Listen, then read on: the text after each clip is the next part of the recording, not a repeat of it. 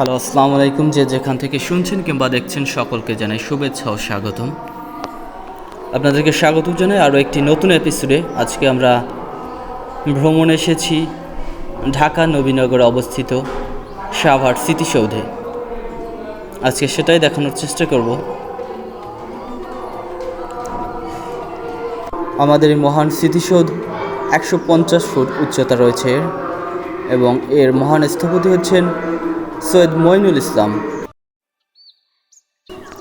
এটি মূলত 7টি ত্রিভুজ আকৃতির দেয়াল নিয়ে গঠিত, যা 7টি ঘটনাকে নির্দেশ করে থাকেন।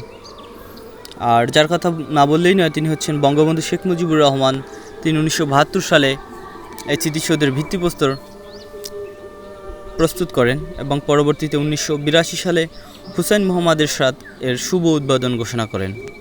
বেশ চমৎকার একটি দৃশ্য, চোখ জুড়িয়ে যাওয়ার মতো। চারদিকে সবুজ গাছপালা, অরণ্য, সবুজের বুকে লাল, সে তো উড়বেই চিরকাল। বেশ অপূর্ব একটা দৃশ্য, নিজ চোখে না দেখলে বুঝতে পারবেন না। এটাকে লক্ষ্য করুন, এখানে লেখা রয়েছে জাপানের মাননীয় প্রধানমন্ত্রী, অর্থাৎ জাপানের মাননীয় প্রধানমন্ত্রী এই বৃক্ষটি রোপণ করেছিলেন। আপনারা সামনাসামনি দেখলে বেশ ভালোভাবে উপভোগ করতে পারবেন। চারদিকে ঘাস, গাছপালা, বেশ মায়াবী একটা দৃশ্য।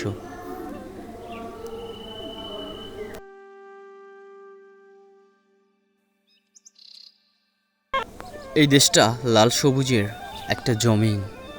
এই দেশটার বুকের ভেতর গর্ব অন্তহীন। পৃথিবীতে অনেক দেশ আছে, বেশ সুন্দর বটে, তবে আমার কাছে আমার বাংলাদেশই সেরা। কেন জানেন তো? কারণ এটি আমার মাতৃভূমি।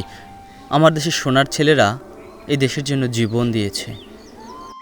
বেশ চমৎকার দৃশ্য, চারদিকে সবুজ আর সবুজ। নাগলিঙ্গম তিনিও বেশ কিছু গাছ রোপণ করেছেন, তার সাইনবোর্ড রয়েছে। মনে হচ্ছে সম্ভবত তিনি কোনো চাইনিজ হবেন, নামের ক্ষেত্রে যেমনটা বোঝা যাচ্ছে। অসংখ্য গাছপালা রয়েছে। এই স্মৃতিসৌধের 3-2 অংশই রয়েছে সবুজ গাছপালায় ঘেরা, যেমনটা দেখা যাচ্ছে। বৃক্ষরাজ দাঁড়িয়ে রয়েছে আপনাদের সেবায়। অক্সিজেন সরবরাহ করেছে বৃক্ষ, আর আমাদের কাছ থেকে নিচ্ছে শুধুই হাইড্রোজেন, যা পরিবেশকে বিষাক্ত করে তোলে। 7টি ত্রিভুজ দেখা যাচ্ছে। এই 7টি ত্রিভুজ কিন্তু 7টি মুক্তিযুদ্ধের ঘটনাকে নির্দেশ করে। এই 7টি ত্রিভুজ নিয়েই কিন্তু আমাদের এই স্মৃতিসৌধ গঠিত। যেমনটা বলছিলাম আমরা গাছের কথা, গাছ দেখলেই মন প্রাণ জুড়িয়ে যায়। আমাদের পরম বন্ধু হচ্ছে এই বৃক্ষ। আচ্ছা, চলুন গণনা করে দেখা যাক 7টি রয়েছে কিনা। 1, 2, 3, 4, 5, 6, 7। হ্যাঁ, 7টি ত্রিভুজই রয়েছে।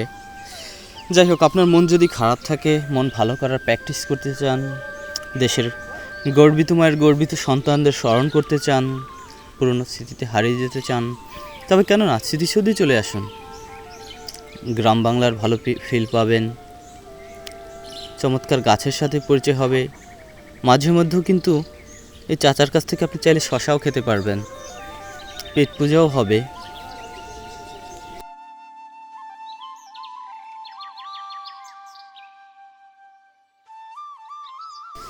আবার আপনি চাইলে এই ভাইটির মতো এখনে আনমনে বসেও থাকতে পারেন। বিশুদ্ধ অক্সিজেন রয়েছে যেহেতু, আপনাকে অযথা চিন্তা করতে হবে না। আবার আপনি চাইলে আমাদের এই ভাইয়ের মতো একটু মডেলিংও করতে পারেন। একটু পোজ নিয়ে কিছুক্ষণ সামনে হাঁটলেন, পিছনে হাঁটলেন, খারাপ হয় না, বিষয়টা নেহাত মন্দ নয়, চমৎকারই হবে আমার মনে হচ্ছে।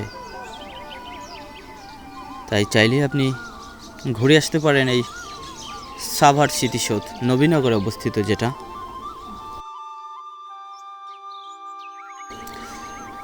এখানে তাকিয়ে থাকলে আপনি নির্দ্বিধায় আপনার সে পুরনো স্মৃতিতে হারিয়ে যেতে বাধ্য।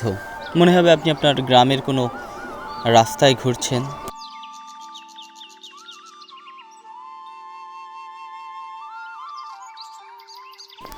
আর আপনি চাইলে এই গণপূর্ত অফিসে এসে বেশ কিছুক্ষণ আড্ডাও দিতে পারেন, বা স্মৃতিসৌধ সম্পর্কে জ্ঞান অর্জন করলেন, কী বা ক্ষতি তাতে।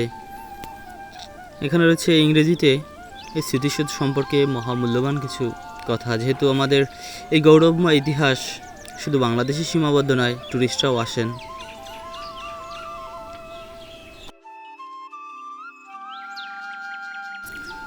এখানে পুকুর রয়েছে, বেশ সুন্দর দেখতে। সচরাচর কিন্তু আপনি এই শহরে পুকুর দেখতে পাবেন না। আবার এখানে যে বেশ কিছু পুষ্প রয়েছে যা আপনার মনকে ভালো করতে বাধ্য। বেশ সুন্দর পুষ্প। ফুলকে কে না ভালোবাসে, আমি জানি আপনিও ভালোবাসেন, আপনি উপভোগ করছেন।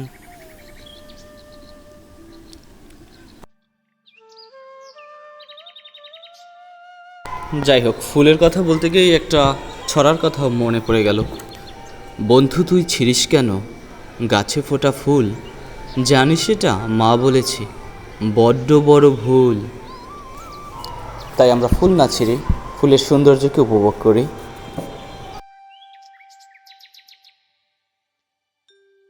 এই ভ্রমণ অভিজ্ঞতা আপনাদের কাছে শেয়ার করলাম। বিষয়টা কেমন লাগলো অবশ্যই আপনারা আপনাদের কমেন্টের মাধ্যমে জানাবেন, এবং আমাদের এই পেজ চলো বাংলাদেশ ঘুরে আসি যদি আপনারা ভ্রমণে যেতে ইচ্ছুক থাকেন এবং এরকম সুন্দর সুন্দর জায়গায় আমাদের সাথে ভ্রমণে যেতে চান, তাহলে আজই যোগাযোগ করুন আমাদের এই পেজে। আমাদের আরও পেজ রয়েছে, যেটা হচ্ছে RKR ট্রাভেল স্টোরি।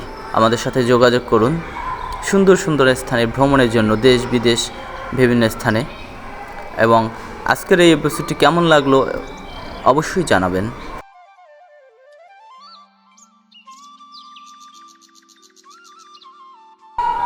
বেশ চমৎকার সাবলীল দৃশ্য, গ্রাম বাংলার দৃশ্য। যারা শহরের এপিসোডটি কেমন লাগলো অবশ্যই জানাবেন।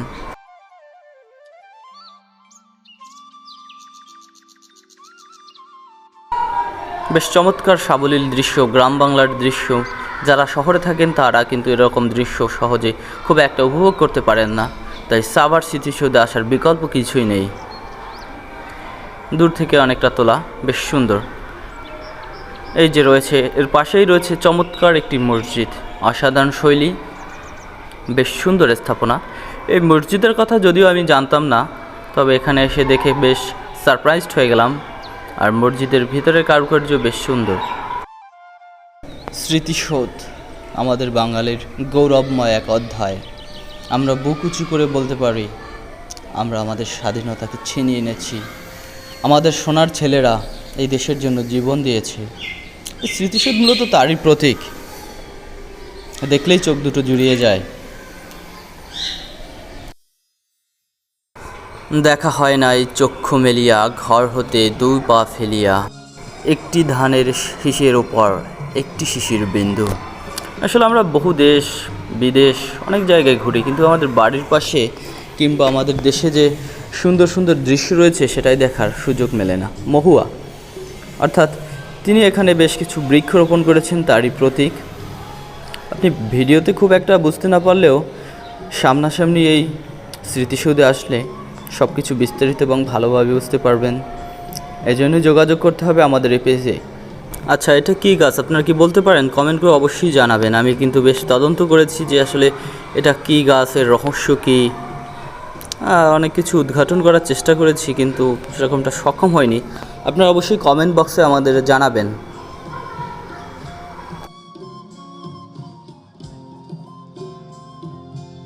আপনি যদি কম্বো অফারের কথা শুনে থাকেন, আসলে কম্বো ট্রাভেল কিভাবে হয় এটা বুঝতে হলে আপনাকে এই স্মৃতিসৌধে আসতে হবে, কারণ একের ভিতর আপনি একাধিক প্যাকেজ পেয়ে যাবেন। আপনি গ্রাম বাংলার মনোরম সৌন্দর্য দেখতে পাবেন, স্মৃতিসৌধ দেখা হবে, লেক দেখতে পারবেন, অনেক সুন্দর সুন্দর গাছ দেখতে পারবেন। এই গাছের মাঝে আসলেই আপনার ভিতর যে লুকিয়ে থাকা প্রতিভা অবশ্যই বের হয়ে আসবে, ঠিক আমার মতো। আমি বাংলায় গান গাই, আমি আমার আমিকে চিরদিন এই বাংলায় খুঁজে পাই। আমি বাংলায় দেখি স্বপ্ন, আমি বাংলায় বাঁধি সুর। সব কিছুই তো আমার বাংলায়, কারণ আমি বাঙালি, আমি গর্বিত বাঙালি। জীবনে অনেক কিছু করেছেন, অনেক অর্থ উপার্জন করেছেন, তবে জানেন কি, নিজেকেও নিজের সময় দেওয়া দরকার। খুব বেশি, বড্ড বেশি প্রয়োজন নিজেকে নিজে সময় দেওয়ার। প্রকৃতিরও তো একটা হক আছে, প্রকৃতিকেও সময় দিতে হবে, তাহলে নিজেকে খুঁজে পাবেন, নিজেকে বুঝে পাবেন। এর জন্য ঘোরার বিকল্প কিছুই নেই। তো চলুন না, আজই বেরিয়ে পড়ুন ঘুরতে। আর যোগাযোগ করুন আমাদের এই পেজে, আমরা নিয়ে যাব আপনার গন্তব্যস্থলে। চলো বাংলাদেশ, চলো বহুদূর, চলো ঘুরে আসি কোনো একা অজানায়। এক সাগরের রক্তের বিনিময় বাংলার স্বাধীনতা আনলো যারা, আমরা তোমাদের ভুলব না, আমরা তোমাদের ভুলব না। আসলে বলুন কীভাবেই বা ভুলতে পারি বাঙালি জাতি? তাদেরকে কোনো দিন ভুলবে?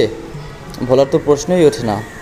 তাদের স্মরণেই এই স্মৃতিসৌধ, মুক্তিযুদ্ধের স্মরণে, মুক্তিযোদ্ধাদের স্মরণে, বাঙালির আত্মত্যাগের স্মরণে এই স্মৃতিসৌধ।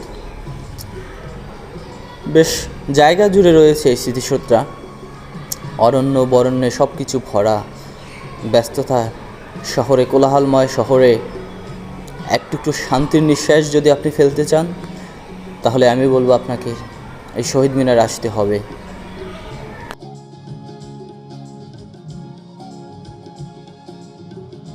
আজকে বেশ খানিকটা সময় ধরে আপনাদের সাথে ছিলাম, তুলে ধরার চেষ্টা করেছি আজকের আমাদের এই ভ্রমণ অভিজ্ঞতা।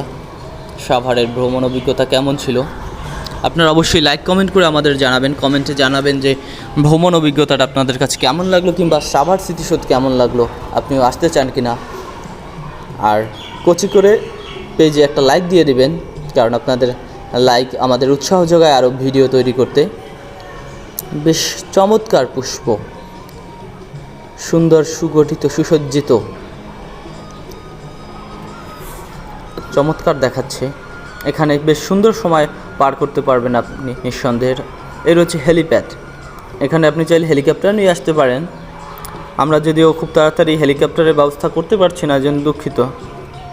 তবে আমাদের পেজ থেকে একদিন আমরা হেলিকপ্টারে ঘুরতে যাব, বিশ্বাস রাখেন, আপনাদের নিয়েই। সুন্দর মাঠ রয়েছে, অনেকটা জায়গা, আমি যেমনটা বলছিলাম বেশ খানিকটা জায়গা নিয়ে এই স্মৃতিসৌধ কিন্তু অবস্থিত। যাই হোক, সবাইকে আরও একবার শুভেচ্ছা এবং স্বাগতম জানিয়ে আজকের মতো এখানেই বিদায় নিচ্ছি। দেখা হবে আপনাদের সাথে আরও একটি নতুন কোনো এপিসোডে, আরও কোনো সুন্দর কোনো ভিডিও নিয়ে, কোনো দর্শনীয় বর্ণনীয় স্থান নিয়ে। সবাই ভালো থাকবেন, সুস্থ থাকবেন, খোদা হাফেজ।